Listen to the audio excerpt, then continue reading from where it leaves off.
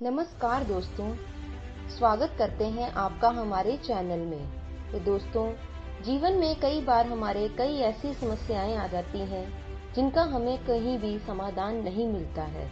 हम अपनी कहानियों के माध्यम से आपकी हर समस्याओं का समाधान जुटाने में आपकी सहायता करेंगे। बहुत समय पहले आगरा के पास बैमन नामक गांव में एक बहुत बड़े जिम्मेदार हुआ करते थे, जिनका नाम था गंगाराम। गंगाराम पटेल कुछ ज्यादा पढ़े लिखे तो नहीं थे, लेकिन सामाजिक व्यवहार और लोकाचार का उन्हें बहुत ही अच्छा ज्ञान था। उनकी विचित्र बुद्धि को देखकर गांव के सभी लोग सम्मान से उन्हें गंगाराम पटेल कहा करते थे। बैमन गांव में ही बुलाकी नाम का एक नाई भी रहा करता था। बुलाकी और गंगाराम दोनों बचपन के मित्र थे। उन दोनों की मित्रता बहुत ही गहरी थी। बुलाकी भी गंगाराम पटेल की तरह तेज बुद्धि वाला व्यक्ति था। उसे भी लोक व्यवहार को समझने में गहरी दिलचस्पी रहती थी। अक्सर जब वह दोनों मिलते तो किसी न किसी बात को याद कर उनमें बहस शुरू हो जाती थी। बुलाकी यह सोचकर कि क्या पता गंगाराम इस प्रश्न का उत्तर ना दे पाए, कोई ऐसा प्रश्न गंगाराम से पूछता जिसका उत्तर मिलना बहुत ही कठिन होता था। लेकिन गंगाराम भी कम नहीं था। बुलाकी के बार बार पूछे हुए हर प्रश्न का उत्तर इतनी सरलता से दे देते थे कि बुलाकी की सारी उत्सुकता धरी रह जाती थी। प्रश्न और उत्तर का सिलसिला अक्सर उन दोनों के बीच चलता ही रहता था। दूसरे लोग भी उनके प्रश्न उत्तर के बीच शांत बैठे रहते और उनकी नोक झोंक से आनंदित होते रहते थे, क्योंकि उनको इसमें बहुत ही मजा आता था। एक बार गंगाराम पटेल ने मन में सोचा कि गांव में रहते हुए तो सालों बीत गए, क्यों न अब की बार किसी तीर्थ स्थल की यात्रा पर जाया जाए। ऐसा विचार कर उन्होंने काशी जाने का फैसला किया। पावन गंगा के तट पर बसी काशी नगरी बहुत ही प्राचीन समय से ही अध्यात्म का केंद्र बनी रही है। वहां के गुरुकुल में जाकर विद्या अध्ययन करना बड़े गौरव की बात मानी जाती रही है। काशी में ही भगवान शंकर का मंदिर भी है। यहाँ के दर्शन करके मनुष्य सभी प्रकार के भव बंधनों से छूट जाता है। भगवान शंकर के दर्शन मात्र से प्राणियों को सभी प्रकार के पापों से मुक्ति मिल जाती है। यह सब बातें सोचकर गंगाराम पटेल ने बुलाकी नाई को बुलवाया और उससे कहा, बुलाकी, अगले सप्ताह मैं काशी जा रहा हूँ। यदि तुम चाहो तो मेरे साथ चलो। इच्छा तो मेरी भी बहुत है पटेल जी। बुलाकी बोला, मैं भी चाहता हूँ कि एक बार काशी जाकर गंगा में गोता अवश्य लगाऊं, वहाँ के पवित्र घाटों के दर्शन करूं, भगवान विश्वनाथ के मंदिर में जाकर भगवान शंकर के दर्शन करूं। मगर? गंगाराम ने पूछा, मगर क्या? क्या कोई आर्थिक परेशानी है? यदि है तो मुझे बताओ, मैं उस परेशानी को हल करूंगा। यात्रा के लिए पैसे नहीं है क्या? यदि ऐसा है तो बताओ, बिल्कुल भी चिंता मत करो, मेरे पास पर्याप्त धन है, हमारी यात्रा सकुशल पूरी हो जाएगी। बुलाकी ने कहा, फिर तुम्हें क्या परेशानी है? मैं तो आपके साथ जरूर चलूंगा। लेकिन गंगाराम झल्लाते हुए बोले, अभी भी किंतु परंतु में तुम साफ साफ क्यों नहीं बता रहे हो कि तुम मेरे साथ चल क्यों नहीं रहे? तुम्हें किस बात की परेशानी है? तब बुलाकी ने कहा, परेशानी तो कुछ भी नहीं है पटेल जी, बस साथ चलने के लिए मेरी एक शर्त अवश्य होगी। तो गंगाराम हैरान हो गए। उन्होंने पूछा, कैसी शर्त? शर्त ऐसी कि आपको मेरी शंकाओं का समाधान करना पड़ेगा। बुलाकी बोला, रास्ते में यदि मैं कोई विचित्र बात पूछूंगा तो उसका समाधान आपको करना होगा। यदि आपने ऐसा नहीं किया तो मैं उसी दिन आपका साथ छोड़कर वापस लौट आऊंगा। ओह, तो यह बात है। गंगाराम ने मुस्कुरा कर कहा, तुम चिंता मत करो बुलाकी, मैं तुम्हारी हर शंका का समाधान करता चलूंगा, यह मेरा वादा है। बस फिर क्या था, अब तो बात बन गई।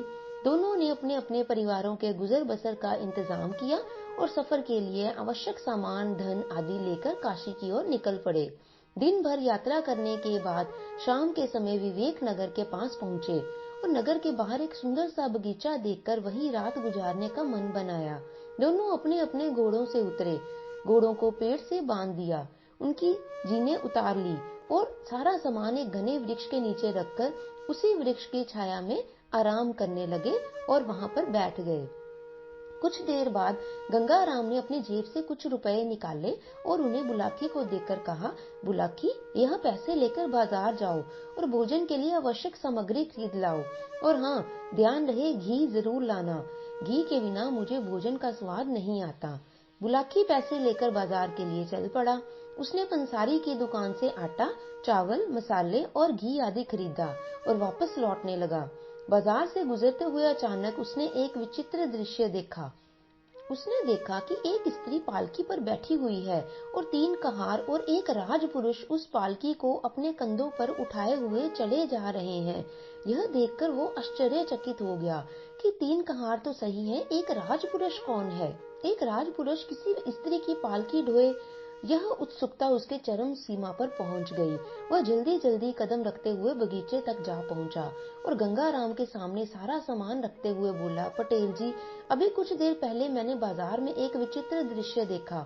उसे देखकर मेरी उत्सुकता बढ़ गई है। मैं चाहता हूँ कि आप इसका रहस्य खोलकर मेरी उत्सुकता को शांत करें। यह कहकर बुलाकी रास्ते में जो कुछ देखा था वह सब गंगाराम को बता देता है।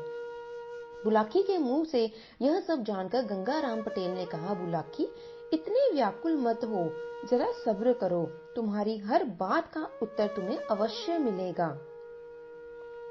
मैं तुम्हें इस रहस्य के बारे में अवश्य बताऊंगा, पर अभी नहीं, पहले भोजन बनाकर अपनी भूख मिटाएंगे।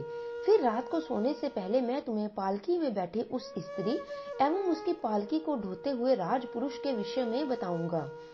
अनमने भाव से बुलाकी ने अपना सिर हिलाकर अपनी सहमति दे दी। फिर वह भोजन की तैयारी में व्यस्त हो गया।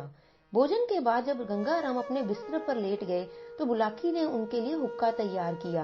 गंगाराम ने हुक्का गुड़गुड़ाते हुए बुलाकी से कहा, हाँ तो बुलाकी, अब बताओ, तुम क्या पूछ रहे थे? अब तू सुन उस राजपुरुष और पालकी में बैठी उस स्त्री के विषय में, पर सावधान, ध्यान पूर्वक सुनते रहना और बीच बीच में हुंकार भी भरते रहना, जिससे कि मैं यह जान सकूं कि तू सचमुच ही गंभीरता पूर्वक मेरे द्वारा कहे हुए शब्दों को सुन रहा है। तूने हुंकार देना बंद किया तो मैं कहानी बीच में ही अधूरी छोड़कर सो जाऊंगा।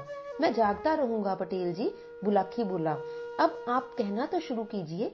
यह कहकर बुलाकी नाई ने गंगाराम पटेल के पांव दबाने शुरू कर दिए। गंगाराम पटेल ने कहना आरंभ किया, बुलाकी, तो अब सुनो, ध्यान से सुनना। आज बाजार में तुमने जिस स्त्री को पालकी में बैठे हुए देखा था वह इस नगर की महारानी थी। उसका नाम है श्यामा देवी। जो राजपुरुष उसकी पालकी को कहारों के साथ अपने कंधे पर ढोकर ले जा रहा था वह इस नगर का राजा विष्णुदत्त था। अब तुम यह पूछोगे कि राजा को अपनी रानी को अपने कंधों पर ढोकर ले जाने की क्या जरूरत पड़ गई? तो इसके पीछे एक लंबी कहानी है। क्या तुम उस कहानी को सुनना पसंद करोगे? बुलाकी ने कहा, अवश्य महाराज, आप मुझे शुरू से इस पूरी कहानी को सुनाइए। मैं बहुत ही उत्सुक हूँ। मुझे इस कहानी को पूरी तरह से अच्छी तरह से सुनना है। ठीक है, तो फिर शुरू से ही सुनो, गंगाराम पटेल बोले और कहानी की शुरुआत करने लगे। बुलाकी, इस नगर के राजा की 3 रानियां हैं, जिनमें से बड़ी रानी का नाम श्यामा देवी, मंझली रानी का नाम ज्ञानवती तथा सबसे छोटी रानी का नाम सोमवती है। राजा विष्णुदत्त के पास भगवान का दिया सब कुछ था। उन्हें किसी बात की कमी नहीं थी, किंतु कोई संतान नहीं होने का दुख उन्हें रह रहकर कचोट रहा था। संतान की इच्छा से ही राजा ने 3 विवाह किए थे, लेकिन उन्हें उनकी किसी भी पत्नी से संतान का सुख नहीं मिला। राजा विष्णुदत्त इसी चिंता में घुलते रहते कि उनके बाद उनके राज्य का क्या होगा। उन्हें यह भी भय था कि यदि वे संतान रहित ही मर गए तो फिर उन्हें नरक में ही स्थान मिलेगा। राजा को सबसे अधिक प्रिय रानियों में से अपनी बड़ी रानी श्यामा देवी थी। राजा हर बात में उससे ही विचार विमर्श करते थे। इसी कारण राजा की दोनों छोटी रानियां रानी श्यामा देवी से ईर्ष्या रखती थी। वह मन ही मन उससे जलने लगी थी, लेकिन राजा के सामने श्यामा देवी की कोई बुराई नहीं कर पाती थी। बुलाकी, गंगाराम पटेल ने आगे बताया, कहावत है कि परमात्मा सच्चे हृदय से की गई प्रार्थना को एक न एक दिन अवश्य स्वीकार करते हैं। राजा विष्णुदत्त के साथ भी कुछ ऐसा ही हुआ। एक दिन ईश्वर ने उनकी प्रार्थना सुन ली। बड़ी रानी श्यामा देवी को गर्भ ठहर गया। यह जानकर राजा को बहुत प्रसन्नता हुई, किंतु उनकी दोनों छोटी रानियां जलन से जल उठी। उन्हें यह भय सताने लगा कि अब राजा की नजरों में श्यामा देवी का सम्मान और भी अधिक बढ़ जाएगा और उन्हें कोई पूछेगा भी नहीं। ईर्ष्या की इस भावना से प्रेरित होकर दोनों छोटी रानियां श्यामा देवी के प्रति एक षड्यंत्र बुनने में लग गई। मंजली रानी ज्ञानवती ने छोटी रानी सोमवती से कहा, सोमवती, यदि श्यामा देवी के संतान पैदा हो गई तो अपना तो बेड़ा गर्क ही हुआ समझो, फिर तो हमारी कोई भी कदर नहीं करेगा, हमारा मान सम्मान सब कम हो जाएगा समझो। राजा पहले से ही उस पर विशेष ध्यान देते थे, उसकी हर इच्छा को तत्काल पूरा करवा देते हैं। संतान हो जाने पर तो वे उस पर जान छिड़कने लगेंगे। हमारे कक्ष में तो वह अब कभी कभार ही आते हैं, संतान प्राप्ति के बाद तो वे हमारे पास बिल्कुल आना ही छोड़ देंगे। हमारी हालत तो महल की किसी दासी से भी गई गुजरी हो जाएगी। ठीक कहती हो बहन ज्ञानवती, छोटी रानी ने आह भरते हुए कहा। मैं तो अपने भविष्य को लेकर बहुत चिंतित हूँ। सोचती हूँ राजा की उपेक्षा का शिकार बनने से पहले ही राजमहल छोड़कर अपने मायके चली जाऊं तो ही ठीक होगा। तुम्हारे मायके चले जाने से क्या इस समस्या का हल निकल आएगा सोमवती? मेरी मानो तो यही जमी रहो और मेरे साथ मिलकर इस स्थिति का दृढ़ता पूर्वक सामना करो। सुनो, इस समस्या का एक निदान मेरे मन में है। तुम साथ दो तो हम दोनों राजा की नजरों में फिर से सम्मान और प्यार प्राप्त कर सकते हैं। वह कैसे? बड़ी रानी का राज्य से निष्कासन करवाकर। मंजली रानी ने सरगोशी करते हुए बताया, यदि किसी तरह श्यामा नाम का यह कांटा दूर हो जाए तो राजा फिर से हमें प्यार और सम्मान देना शुरू कर देंगे। हमारी खोई हुई प्रतिष्ठा हमें फिर से वापस मिल जाएगी। पर यह सब संभव कैसे होगा? सोमवती, जरूर होगा, तुम बस देखती जाओ। यह कहकर ज्ञानवती धीरे धीरे उसे अपनी योजना समझाने लगी। योजना के अंतर्गत एक दिन दोनों रानियों ने राजपुरोहित को अपने कक्ष में बुलवाया। उन दोनों ने राजपुरोहित का भरपूर स्वागत सत्कार किया, उन्हें स्वादिष्ट व्यंजन खिलाए। तब मंजली रानी ने अपना मंतव्य उन्हें बताया। उसका मंतव्य जानकर पुरोहित भय से कांप उठा कि यह क्या बोल रही है, अब तो मैं फंस गया हूँ। उसने कहा कि इस जघन्य कार्य में आप लोगों का साथ मैं नहीं दूंगा। इतनी मुद्दत के बाद तो हमारे राजा की इच्छा पूरी होने जा रही है। मैंने अगर इसमें व्यवधान डाला तो मुझे नर्क में भी जगह नहीं मिलेगी। बाद में जब राज्य के लोगों को इस बात का ज्ञान होगा तो हर जगह मेरा अपमान होगा, लोग मुझ पर थूकेंगे, वह मुझे देशद्रोही करार दे देंगे, मैं राजा की नजरों में ही गिर जाऊंगा। हो सकता है राजा क्रोध में आकर मेरा वध करने का आदेश दे दें। नहीं नहीं, मुझे तो आप लोग माफ ही कर दीजिए, मैं आपके इस कार्य में शामिल नहीं हो सकता। बात बिगड़ती देख मंजली रानी ने पासा फेंका। राजपुरोहित जी, घबराइए नहीं, आज की दुनिया में सबसे बड़ी चीज है धन। इस काम के बदले हम आपको इतना धन देंगे कि फिर आपको राजा की नौकरी की आवश्यकता ही नहीं पड़ेगी। और आप तो स्वयं ही समझदार हैं, धन लेकर किसी दूसरे राज्य में चले जाना, आप और आपके शेष परिवार का जीवन बड़े सुख से व्यतीत होगा। राजपुरोहित लालच में फंस गया। रानी से 1 लाख सोने की मुहरें लेकर वह उसके षड्यंत्र में शामिल हो गया। अगले दिन जब राजा विष्णुदत्त अपने दरबार में बैठा हुआ था तो राजपुरोहित उसके पास पहुंचा। उसके चेहरे पर चिंता के भाव थे। उसे चिंतित देखकर राजा ने उससे पूछा, राजपुरोहित जी, क्या बात है? आप बहुत गंभीर और चिंतित नजर आ रहे हैं। क्या बताऊं महाराज, राजपुरोहित ने उदास स्वर में कहा। बात ही चिंता की है, कुछ हमें भी तो बताइए, हो सकता है हम आपकी चिंता का निवारण कर सकें। राजा ने आगे से उत्तर दिया। महाराज, राजपुरोहित बोला, मेरी चिंता का विषय आपके परिवार को लेकर ही है। मैं सारी रात यह सोचकर परेशान होता रहा कि इस बात को आपसे कहूं या नहीं। यदि ऐसी बात है तब तो आप हमें उस बात को अवश्य ही कहें। राजा ने कहा, तो सुनिए महाराज। राजपुरोहित बोला, यह तो आपको मालूम ही है कि मुझे ज्योतिषी का ज्ञान अच्छा है। उसी ज्ञान से ही मैंने पता लगाया है कि आपका आगामी काल बहुत ही संकटग्रस्त होता दिखाई पड़ रहा है। आप आने वाले दिनों में एक बहुत बड़ी विपत्ति में फंसने वाले हैं। वह किस कारण से? राजा ने आशंकित स्वर में पूछा। क्या हमारा कोई दुश्मन राजा हम पर हमले की तैयारी कर रहा है? नहीं महाराज, ऐसा कुछ नहीं है। ईश्वर की कृपा से आप इतने सक्षम हैं कि किसी भी दुश्मन के हमले को विफल करने की शक्ति आप में है। मेरी चिंता का कारण तो आपकी होने वाली संतान है। मेरी संतान? हम कुछ समझे नहीं राजपुरोहित जी, हम कुछ समझे नहीं राजपुरोहित जी, राजा ने व्याकुलता से पूछा। आप हमें सारी बातें विस्तार पूर्वक बताइए। राजन, आपकी बड़ी रानी के गर्भ में जो शिशु पल रहा है वह आपके लिए बहुत ही अनिष्टकारी है। मेरा ज्योतिषी ज्ञान कहता है कि उसके जन्म के बाद जैसे ही आप उस शिशु का मुंह देखेंगे आपके नेत्रों की ज्योति चली जाएगी, आप हमेशा के लिए अंधे हो जाएंगे। महाराज, यही मेरी चिंता का विषय है। हम अंधे बनकर जीवन व्यतीत नहीं करना चाहते, लेकिन हम यह भी नहीं चाहते कि अपनी औलाद के सुख से वंचित रहें। क्या कोई ऐसा उपाय नहीं है जिससे कि हम अंधे भी ना हो और अपने पुत्र के सुख को भी प्राप्त कर सकें? राजपुरोहित ने कहा, महाराज, उपाय तो है, लेकिन मुझे शंका है कि आप इस उपाय को पूरा कर पाएंगे या नहीं। राजा ने कहा, आप बताओ तो सही। महाराज, उपाय यह है कि आप अपनी संतान के पैदा होने से पहले ही आपको अपनी रानी का त्याग कर देना चाहिए, जिससे रानी अपने होने वाले पुत्र को राज्य से बाहर जन्म दे, और इस तरह ना तो आपको पुत्र का चेहरा देखना पड़ेगा और ना ही आपको कोई संतान विहीन कर सकेगा। राजा राजपुरोहित पर अंधविश्वास करता था और इसी कारण राजा राजपुरोहित की बातों में आ गया और फिर एक दिन तीर्थ स्थल पर जाने का बहाना बनाया और उसे साथ लेकर चल पड़ा। चलते चलते जब शाम ढलने लगी तो उसने रानी से जंगल में रुककर विश्राम करने को कहा। लगभग आधी रात के आसपास अपनी रानी को उस घने जंगल में अकेला छोड़ राजा भाग गया और उनके पास अपना एक पत्र छोड़ दिया, जिसमें लिखा था, अब तुम पूरी तरह आजाद हो और यहाँ मर्जी जा सकती हो। सुबह जब रानी की आंख खुली तो खुद को अकेला पाकर वो बहुत ही भयभीत हो गई और रोने लगी। राजा का नाम लेकर जोर जोर से पुकारने लगी, मगर राजा तो उसे छोड़कर भाग चुका था, तो वापस कहाँ से आता। कुछ देर बाद रानी की स्थिति सामान्य हुई और पास पड़ा हुआ पत्र पढ़कर उसे पूरी बात समझ आई कि राजा ने उसे जानबूझकर त्याग दिया है। अब रानी की चिंता और अधिक बढ़ गई थी। वह सोच में पड़ गई, अब अपने साथ साथ अपने गर्भ में पल रहे उस अबोध शिशु को लेकर कहाँ जाएगी। उसे यही चिंता सताए जा रही थी। कुछ देर बाद रानी अपना मन शांत कर एक कच्चे रास्ते पर चल पड़ी। कुछ देर चलने के बाद रानी एक आश्रम पहुंची।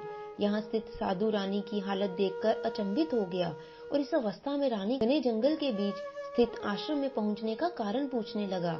रानी ने उस साधु को अपने ऊपर गुजरी सारी आप बीती सुना दी। तब साधु ने कहा, बेटी, अब तुम्हें कहीं और भटकने की जरूरत नहीं है। तुम इस आश्रम में रहकर अपना गर्भ काल पूर्ण कर सकती हो। जल्दी ही रानी ने एक पुत्र को जन्म दिया और साधु महाराज ने उसका नाम विशाल रखा। देखते ही देखते विशाल 12 वर्ष का हो गया। अब आश्रम में विद्या अर्जन करने के लिए आने वाले अन्य छात्रों के साथ विशाल भी गुरुकुल में शिक्षा ग्रहण करने लगा। जब कभी अन्य बच्चे अपने माता पिता के बारे में बातें करते, तब विशाल उनकी बातें सुन मायूस हो जाता, क्योंकि विशाल को कभी अपने असली पिता से भेंट करने का सौभाग्य नहीं मिला था। विशाल के साथ गुरुकुल में पढ़ने वाले अन्य विद्यार्थी विशाल को जब उसके पिता के बारे में पूछते थे, तब साधु महाराज को अपना पिता बताकर वह यही कहता कि उन्होंने ही बचपन से मुझे पाला है, इसलिए वही मेरे पिता हुए। वक्त का पहिया ऐसे ही चलता रहा। अब वह समय पास आ गया जब साधु महाराज अपनी अंतिम सांसें ले रहे थे।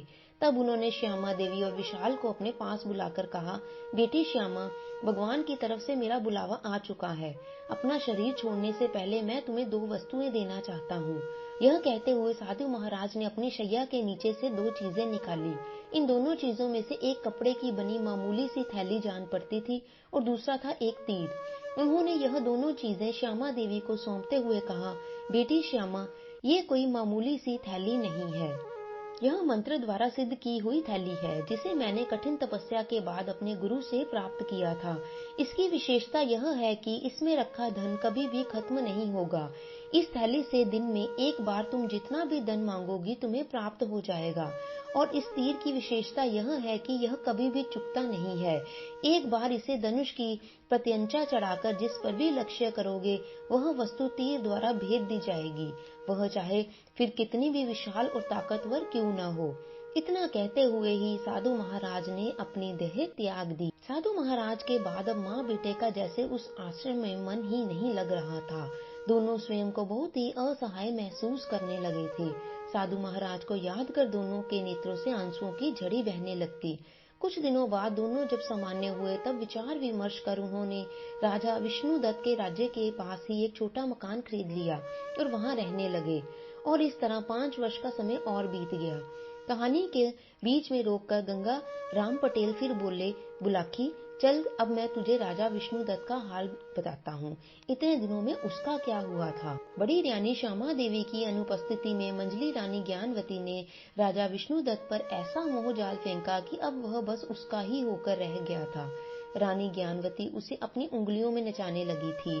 वह जो कुछ भी कहता वैसा ही होता। राजा का यह हाल हो गया था कि अब राज कार्यों में हिस्सा नहीं लेता था।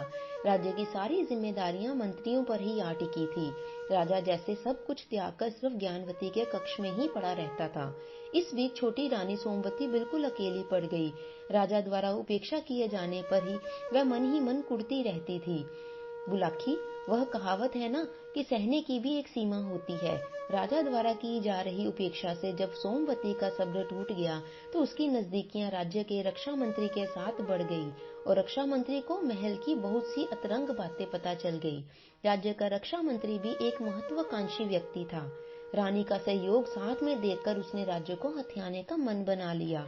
रक्षा मंत्री ने पड़ोसी राज्य के राजा के पास अपना गुप्त संदेश भेजते हुए राज्य पर हमला करने का न्योता दिया और मदद स्वरूप अपनी सेना को सही मौका देकर हथियार डाल देने का विश्वास भी दे दिया।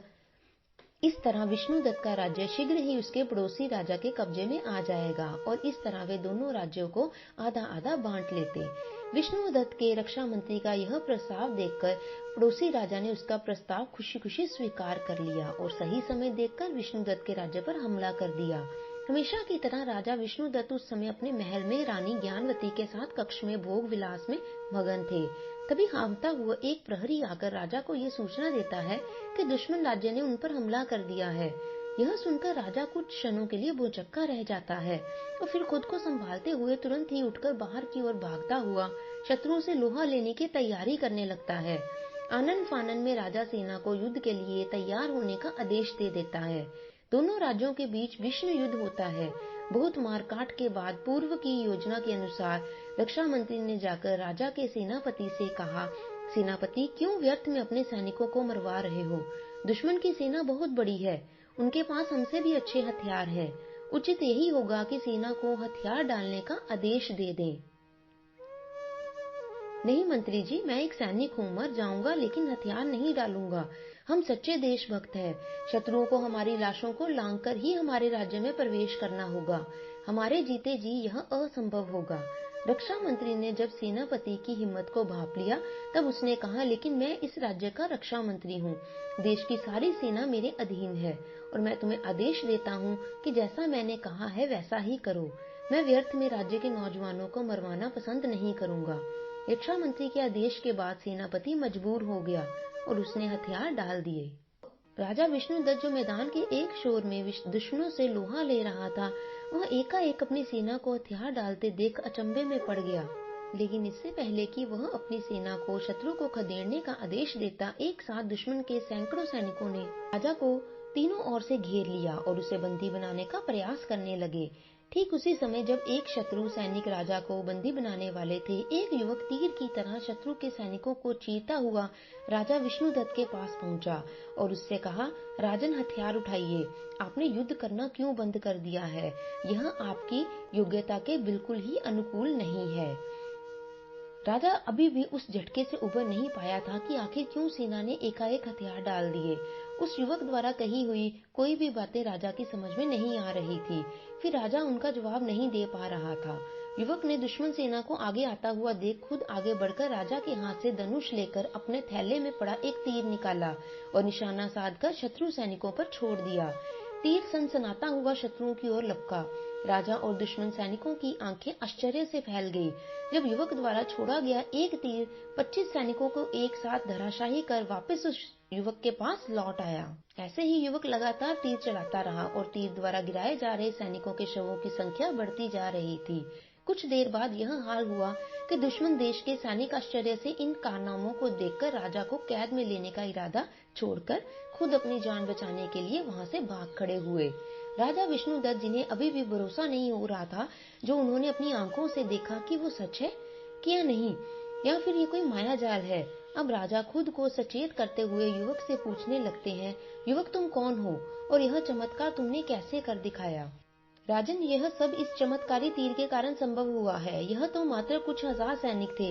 अगर इससे भी बड़ी सेना होती तो ये तीर उन सभी का भी वध कर देता। कहते हुए युवक ने अपना तीर राजा को दिखाया। राजा उस युवक का बहुत ही आभारी था अतः उसने कहा, हे युवक, मैं तुम्हारी बहादुरी से बहुत ही प्रसन्न हूँ। अगर तुम सही समय पर नहीं पहुँचते तो यकीनन शत्रु सैनिक या तो मुझे कैद कर लेते या फिर मेरा वध कर देते। मैं तुम्हारा आभारी हूँ, कृपया मेरे साथ नगर चलो। युवक यह सुनकर प्रसन्नता के साथ उसके साथ नगर जाने के लिए तैयार हो गया। कहानी सुनाते हुए बीच में ही गंगाराम पटेल ने बुलाकी नाई से पूछा, क्या तुम समझ गए कि वो युवक कौन था? हाँ पटेल जी, विशाल के अलावा और कौन हो सकता है? वह युवक और वह तीर जिससे उसने इतनी विशाल सेना को खत्म कर दिया, उन्हीं साधु महाराज ने ही उन्हें दिया था। बिल्कुल ठीक समझे, वह युवक विशाल ही था। अब सुनो आगे की कहानी, कहकर गंगाराम पटेल आगे की कहानी सुनाने लगते हैं।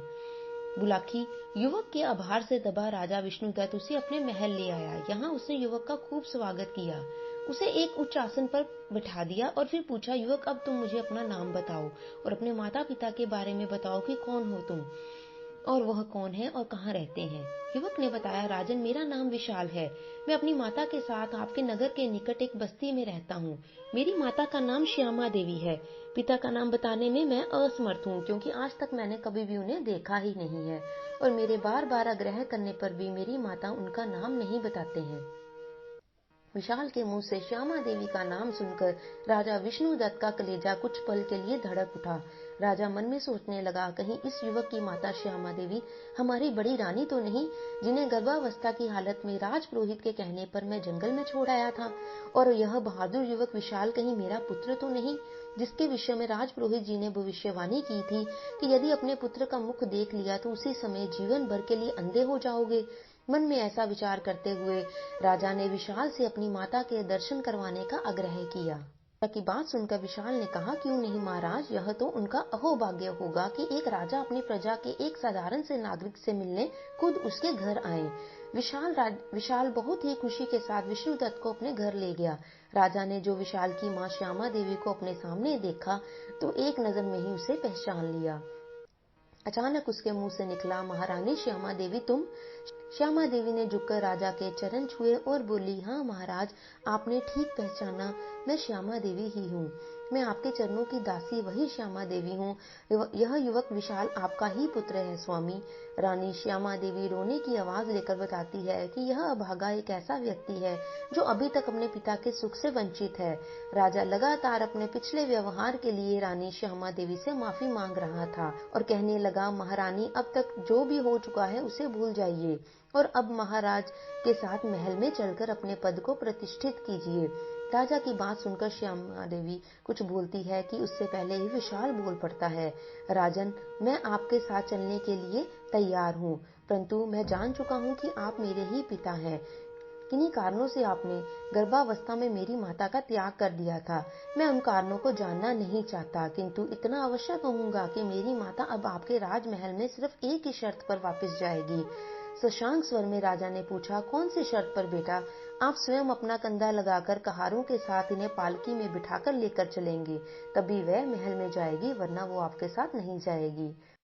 राजा अपने पुत्र की शर्त खुशी खुशी स्वीकार कर लेता है और रानी की पालकी ढोने के लिए तैयार हो जाता है।